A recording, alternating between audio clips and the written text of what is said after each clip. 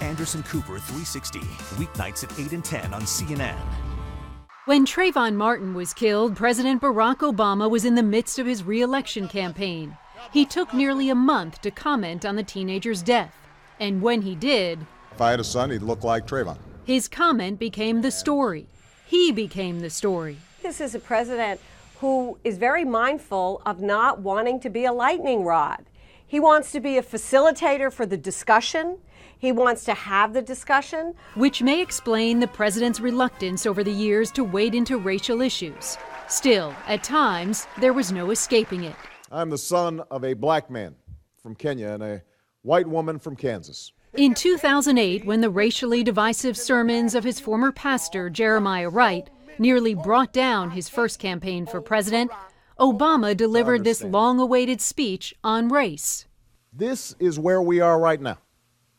It's a racial stalemate we've been stuck in for years. Joshua Dubois was the president's spiritual advisor at the time. It's a balance between addressing the policy objectives that you have as a commander-in-chief and also speaking out as an African-American man, as someone who's faced his own challenges in his life. It's the dance between the public and the personal. That's what the president has to navigate. A year after his so-called race speech, President Obama found himself in the middle of another race-related firestorm. Police had arrested an African-American Harvard professor, Skip Gates, in his own home after he showed ID. Listen to what the president said. I think it's fair to say, number one, any of us would be pretty angry.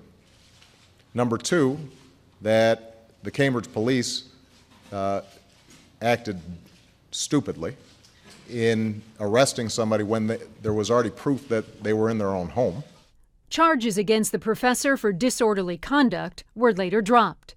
The president tried to smooth things over and save his plunging poll numbers by inviting Professor Henry Louis Gates and the sergeant who arrested him to what became known as a beer summit at the White House.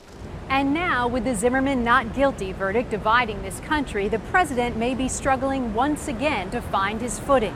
After the verdict, a muted response, nothing on camera, just a paper statement void of any mention of racial tension. The president wouldn't want to be seen as coming down on one side or the other. But that doesn't mean he won't talk about it in the near future. For now, though, he'll leave decisions about a possible federal case against George Zimmerman up to Attorney General Eric Holder, the first African American to hold that post. Randy Kay, CNN, New York.